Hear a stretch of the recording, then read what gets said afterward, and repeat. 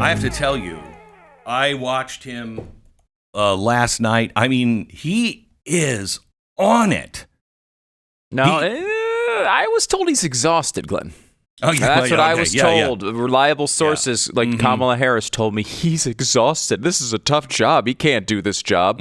As if we didn't just witness you make excuses for a guy for 4 years who actually was in that situation. Yeah, he is not. He is. No, he's sharper than ever. And I don't say that because I see him backstage. I see him, in conferences, and he's sharper than ever. Trust me. And he's on stage going, you can see it. Yeah. This speech he gave last night was so focused. He even, honestly, there were times he was reading the teleprompter, and I'm like, is he reading that off the teleprompter? I've never said that. He's usually on teleprompter like, and another thing we'll do, and then he'll go off and he'll meander for a while, and then he'll come back to the teleprompter. He was fantastic last night, and big vision, optimistic, with the people. I mean, totally right where people are right now. He's closing well. Game-changing stuff. If he can get in and do this stuff, game-changing. And Rogan today, right? So that's a big one. Good time to be on your game. I've often said that I thought the best time Donald Trump the best performance he's ever had campaigning was in the few weeks following the Access Hollywood tape. Because I think that shook him, and there was a moment of oh my gosh, we're going to lose this thing badly. And he just buttoned up. And he was rock solid for several weeks. And he has his moments all the time. He has his strengths, obviously. But he can, as you point out, kind of go off script and do his stuff.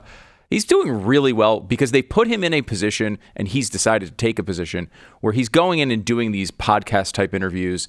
And it fits him really well. Yeah. I mean, there's another world where if Donald Trump doesn't decide he ever wants to be president of the United States, he's just a big podcast host. Yeah. That's an absolute thing that could have happened in this world. Yes. Coming off of The Apprentice, he's a big, real estate developer. I would highly recommend that if he would lose.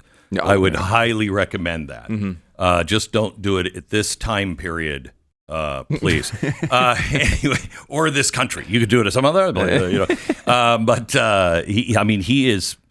he was finally someone saying what the problems are, but not just saying the problems. Here's how we're going to fix it. When you listen to this speech last night from him, where he's talking about, I think he's maybe even talking about no income tax. Yeah. Now, as a person who has a mug and has been selling it for a couple of years, repeal the 16th Amendment. Yes. I am a huge fan of that particular part of that policy. Yeah. We should totally get rid of the income tax. Now, and it's almost, I think it's the right time because he's talking about tariffs in a different way. He's talking about tariffs. You build your cars outside of the United States. Okay. We're going to put a tariff on it to keep cars that are made here in the United States cheaper. We have to rebuild. This is the only time I think I've ever started to agree with tariffs.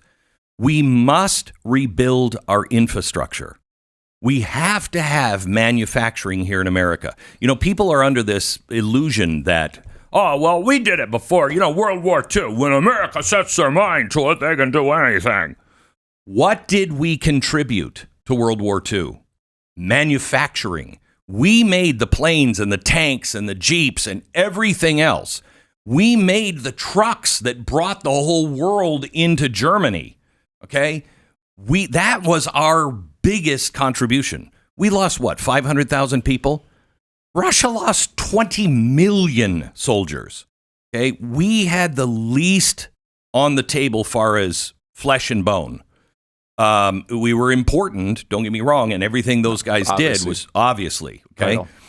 However, our biggest contribution was being able to turn manufacturing on and just produce a war machine, okay? We had nothing in 38, nothing. In 39 and 40, we started to get serious because we're like, we're in trouble. And they started to tool. 41, we were way behind Germany in manufacturing. We could not even keep up.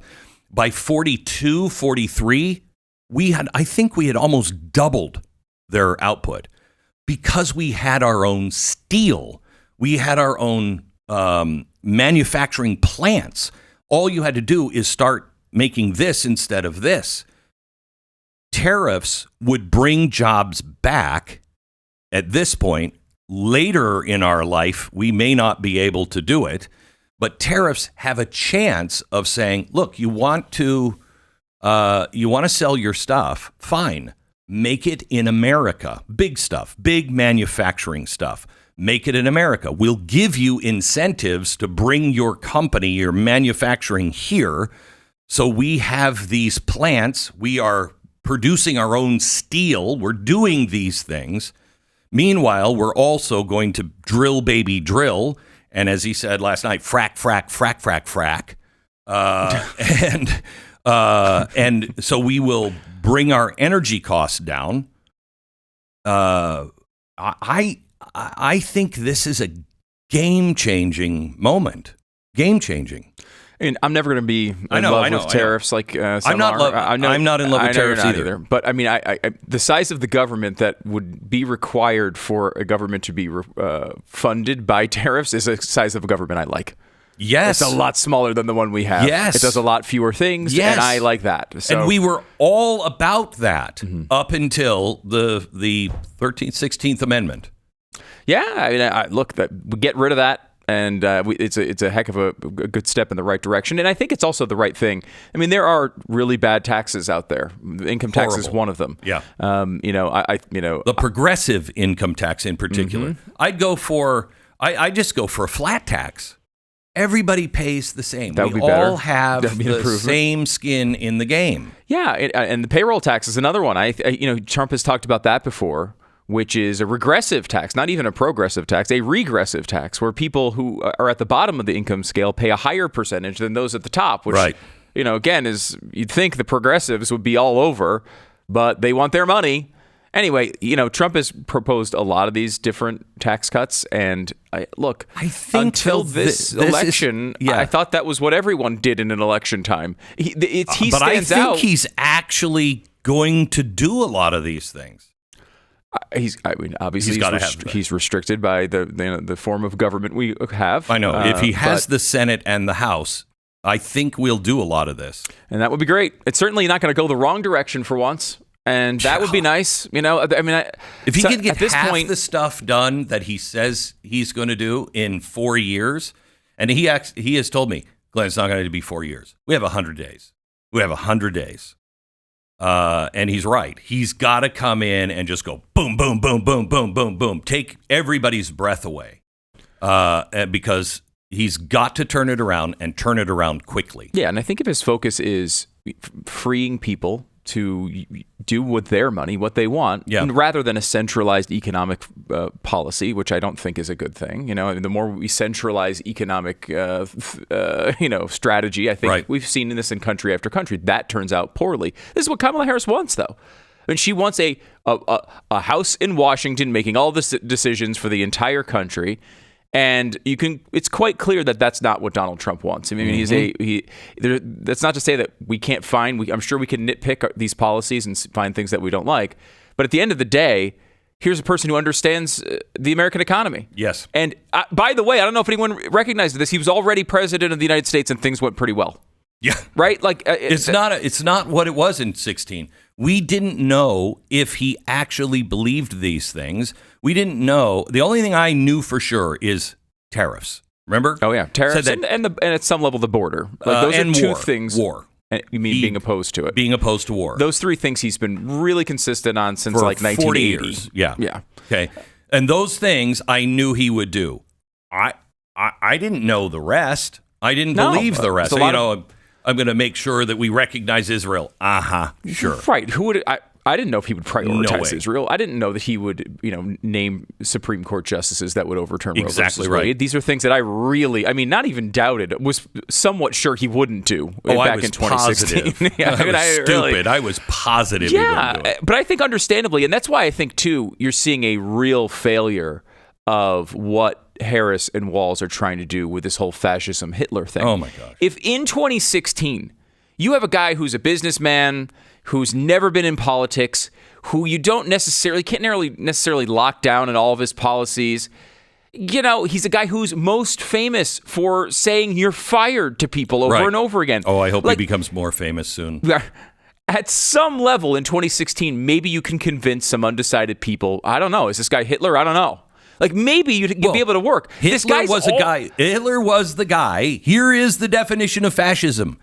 Hitler took the government, made it all regulations, and then went to the companies and said, I'm not going to put you out of business. You just have to make what we want. You have to make it how we want it and follow all these regulations. You can keep your company. You can get rich. He made public-private partnerships. Well, that's not what Donald Trump is doing. Yeah, and I'll point out, I mean, if you want to look at the defining piece of domestic policy for Donald Trump during his first term, probably the easiest way to summarize it would be deregulation, right? Like you could talk about the border, but like some of that stuff he got done, some of it he didn't. You could talk about a bunch of different policies, but like defining when it comes to domestic policy probably is deregulation. He did that all over the government. Yes. Did Adolf Hitler, was he famous for deregulation? I'm pretty sure. Cut regulations. I will completely stay out of everything. No, he didn't say that. That was not his policy profile. We want privatized gas chambers. What? It's dark, but it's I mean, it's funny because it's just like, it's so inherently stupid. I mean, a closing argument, and I think like what I was thinking about this because there's obviously a totally different strategy from the Harris campaign here in the last couple of weeks. So like, now we're going on TV all the time and he's Hitler. No more joy. It's so bizarre. It's so weird. And I wonder if partially, obviously they know this isn't working. But I think their strategy, their piece of this argument behind the scenes is likely there are no more undecided voters we can get. No, gotta charge just our like people. Now charge our people. I want the MSNBC viewer at the polls. Yes, and that's exactly what's happening, and a setup for trouble after the election.